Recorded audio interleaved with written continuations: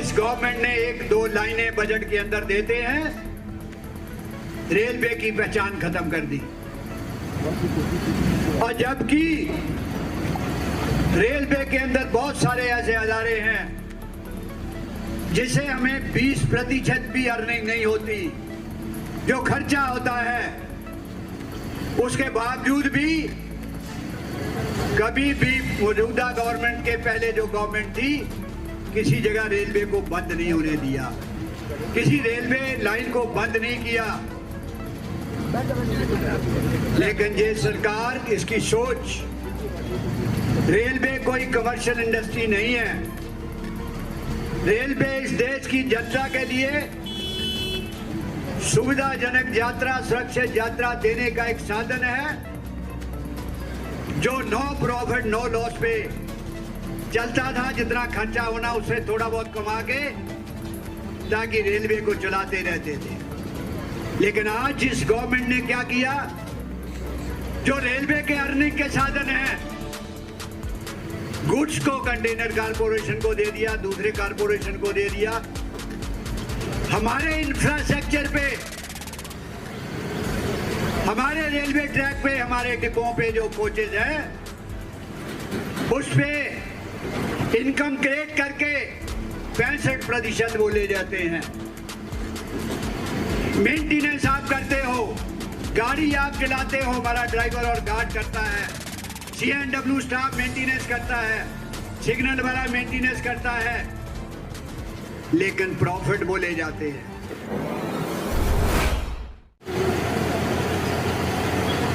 ये railway industry जो एक जेन्युइन इंडस्ट्री है,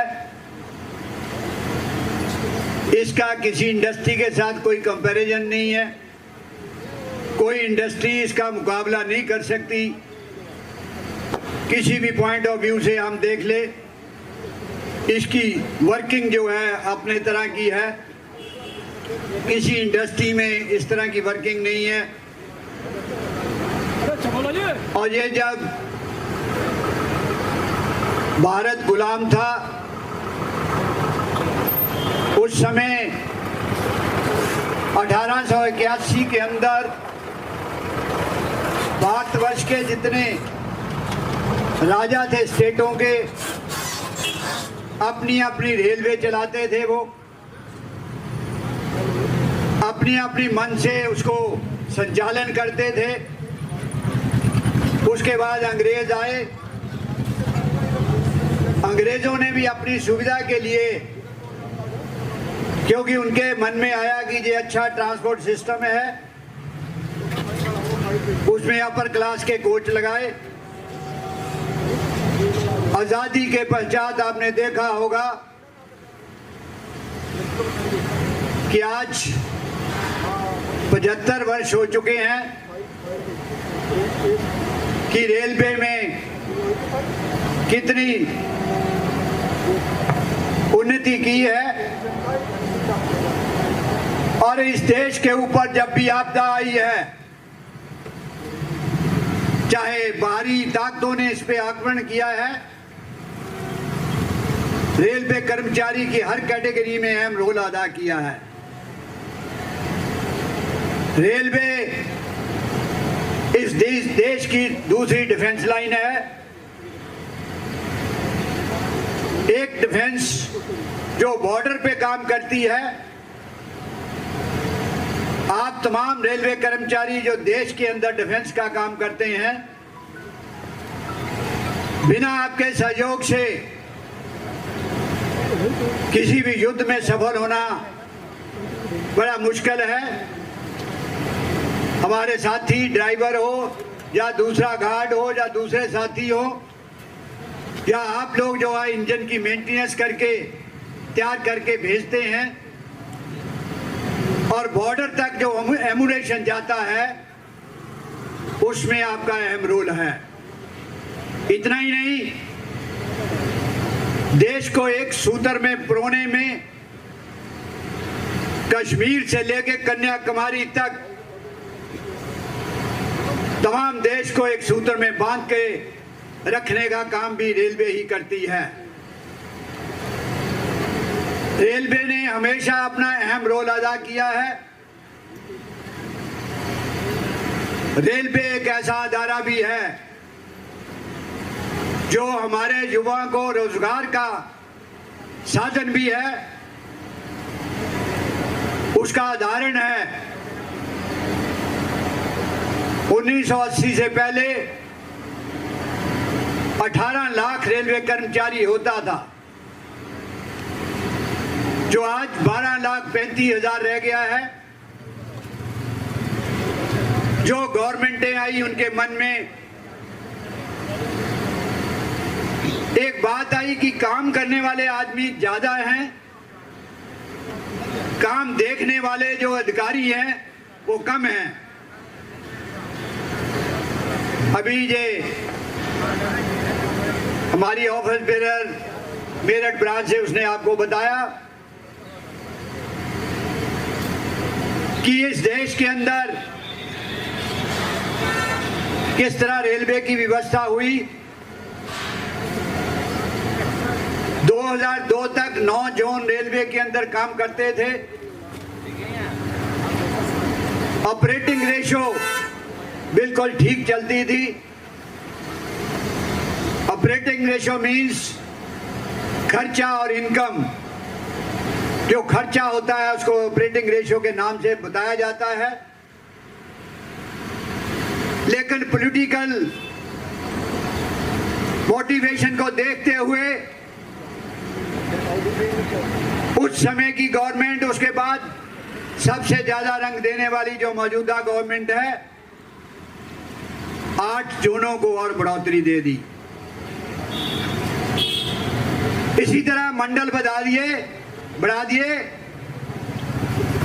लेकिन तकलीफ की बात यह है अधिकारी बढ़े, रेलवे कर्मचारी कोई नहीं बढ़ा। जो मौजूदा पोस्टें थी उनको ट्रांसफर कर करके दूसरे जोनों के अंदर दे दिया। और इसके अलावा 68 डीआरएम नए बने, उतने ही 3 एडीआरएम बने, जीएम बने, जीएम ऑफिस की बिल्डिंग बनी और उतनी गाड़ियां खरीदी गई। उसका एक्सपेंडिचर बढ़ा। अगर इस प्रधानमंत्री के अंदर ये ताकत है, इसका एनालिसिस कराए।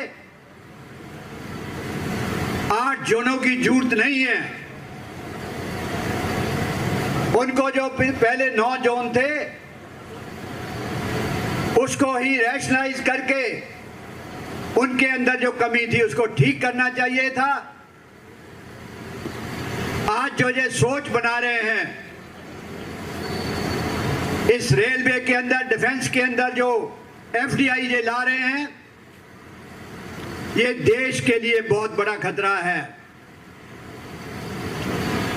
एफडीआई जो कांग्रेस सरकार थी क्यों नहीं लागू की कि देश की सीक्रेसी जो है बाहर जाएगी। लेकिन इस सरकार ने क्या किया, अभी आपको पता होना चाहिए कि डिफेंस में जो एमुनेशन बनता था और कर्मचारी काम करते थे, उसमें एफडीआई लाके उसको पूरी तरह बेचने का काम कर दिया और यहां तक उनके ऊपर पाबंदी लगा दी, कोई कर्मचारियों की मेंबरशिप नहीं करेगा, कोई इसके ऊपर एजिटेशन नहीं करेगा। ये तो अंग्रेजों से भी ज्यादा तानाशाह है ये गवर्नमेंट।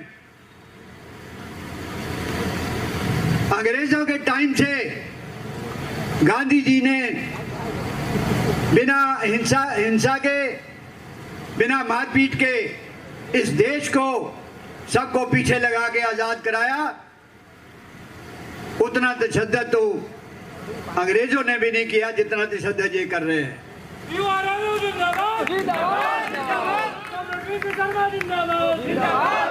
इतना ही नहीं दोस्तों, जो संघर्ष करके रेलवे फेडरेशनों के द्वारा कर्मचारियों के लिए सुविधा क्रिएट की गई, उसके अंदर भी इन्होंने सेंध मारी। 7वां पे कमीशन बैठा, चेयरमैन मिस्टर माथुर, उसकी वर्डिंग थी कि कम से कम 3% मल्टीप्लाई फैक्टर रखूंगा मैं। उस समय के जो वित्त मंत्री थे अरुण जेटली जी, उन्होंने कहा गलत कर रहे हो आप, जितना इनको महंगाई भत्ता मिलता है उसमें थोड़ा इधर उधर करके मल्टीप्लाई फैक्टर बनाओ। इसलिए 2.57 इन्होंने बनाया, उससे मिला नहीं है। हमारे साथी, हमारी फौज बोली बाली है, जितना आप डीए ले रहे थे बेसिक पे मिला के आप देखिए, आपको लगा कि हमारा पे मैट्रिक्स, जिसको वेतन बेसिक पे कहते, बढ़ गया, लेकिन जो ले रहे थे उससे ज्यादा कुछ मिला नहीं है, और उससे ज्यादा इनकम टैक्स के अंदर आपका चले जाता है। उसके अंदर ये मौजूदा वित्त मंत्री और उस समय उन्होंने कहा जी हम 5 लाख तक जो है रिबेट दे रहे हैं। अरे भाई 5 लाख की इनकम, आज हमारे टेक्नीशियन ग्रेड 2 उसको काउंट कर लीजिए, सीनियर एएलपी को काउंट कर लीजिए, सब टैक्स पेयर है। 1 रुपया भी बढ़ जाता है तो टैक्स आपको उतना ही स्लैब से लगता है जितना पहले लगता था। तो इस गवर्नमेंट के अंदर पहली गवर्नमेंट की तरह उससे भी ज्यादा जो वित्त मंत्री थे उन्होंने कर्मचारी और रेलवे कर्मचारियों के ऊपर तशद्दुद किया। सबसे पहले आते ही इन्होंने दूसरे टर्म के अंदर 1924 के अंदर जो बजट रेलवे का अलग हुआ था, इसी पार्लियामेंट ने किया था, उसको इन्होंने अमेलगामेट कर दिया, मिला दिया, जिससे रेलवे की पहचान कम हो गई। तमाम स्टेटों के अंदर ये था कि कितनी गाड़ियां नहीं चलेंगी, बजट आएगा, कितने रिजर्वेशन ऑफिस खुलेंगे, स्टेशन खुलेंगे। लेकिन इस गवर्नमेंट ने 1-2 लाइनें बजट के अंदर देते हैं, रेलवे की पहचान खत्म कर दी। और जबकि रेलवे के अंदर बहुत सारे ऐसे अदारे हैं जिसे हमें 20% भी अर्निंग नहीं होती, जो खर्चा होता है, उसके बावजूद भी कभी भी मौजूदा गवर्नमेंट के पहले जो गवर्नमेंट थी, किसी जगह रेलवे को बंद नहीं होने दिया, किसी रेलवे लाइन को बंद नहीं किया।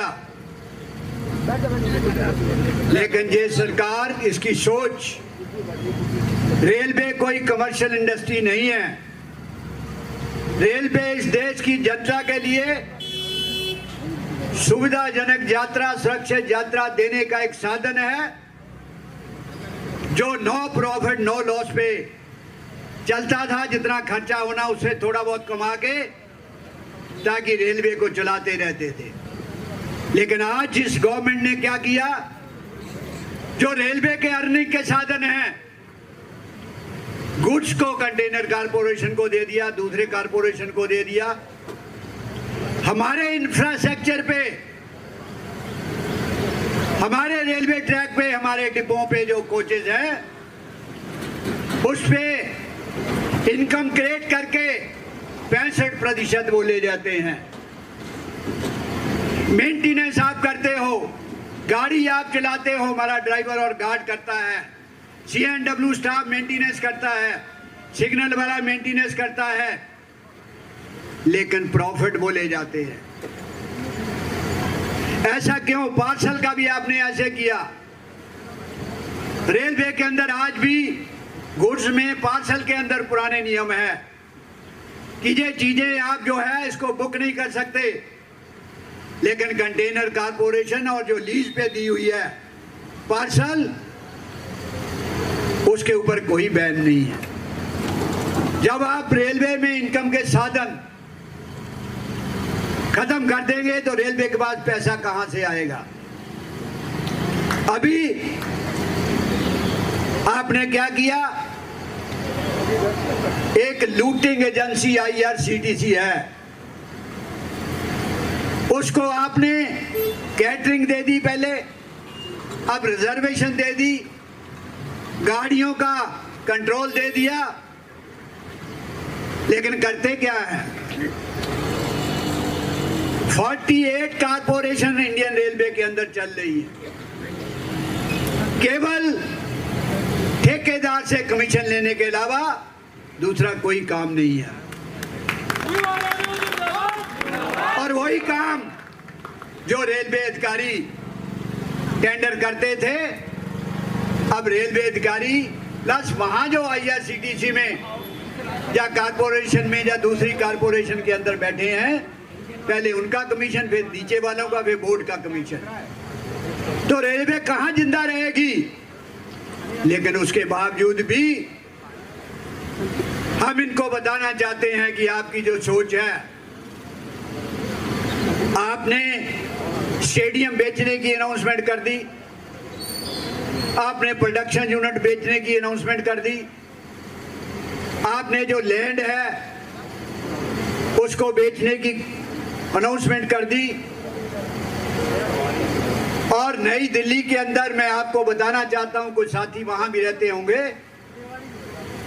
नई Delhi DRM office, IRCA office, accounts office, Basant lane colony, वो रेलवे क्वार्टर सब डिमोलिश करके ठेकेदार को एक तरीका देने का काम कर रहे हैं। ठेकेदार कौन है? ज्यादातर अडानी, अवानी, मित्तल या फॉरेन के कुछ एजेंसियों को पकड़ रहे हैं। उनको पहले लोन देते हैं, बाद में वो लोन जो है माफ कर देते हैं। इस तरह का उनको बिजनेस करते हैं। पता नहीं या ये बता दे या वे FDI को देने लगे, FDI लागू करने लगे रेलवे के अंदर, फुल बोर्ड और जो फाइनेंस वाले सब बैठ के डिस्कस किया। हमने उनको पूछा कि FDI क्यों लागू करना चाहते हैं? वो कह रहे जी पैसे की कमी है। हमने कहा जो आपका वेस्टफुल एक्सपेंडिचर है, आप इस रेलवे लाइन के साथ साथ खाली जगह पे हर साल ग्रीनरी के नाम पे हजारों पेड़ लगाते हो, क्या हर साल जगह बढ़ जाती है रेलवे के अंदर? आप बताइए। और जो इतनी रेलवे बोर्ड के अंदर बैठे हैं, GM में बैठे हैं, DRM बैठे हैं, हर अधिकारी को आपने गाड़ी दे दी, पेट्रोल दे दिया, ड्राइवर दे दिया, बंगलो पियन दे दिया। भाई आप गाड़ियों को कम कर सकते हो। इतना ही नहीं, ड्राइवरों के नाम से, HRMS के नाम से, दूसरे नाम से इन्होंने जो है लेबर भी एंगेज की हुई है, जिसको जो अपने घरों में यूज करते हैं, मिस यूज करते हैं। ये प्रधानमंत्री जी को पता नहीं लगता, ये वित्त मंत्री को पता नहीं लगता कि ये क्या हो रहा है। प्रधानमंत्री जी कहते हैं ना मैं खाऊंगा ना खाने दूंगा, ये नीचे क्या हो रहा है। आप फेडरेशन से आके बात करिए। हमने एक मेमोरेंडम आपको बता के दिया कि यहां जहां इस तरह आप इनकम कर सकते हो, लेकिन वो समझ में नहीं आया। पीयूष गोयल थे उस समय,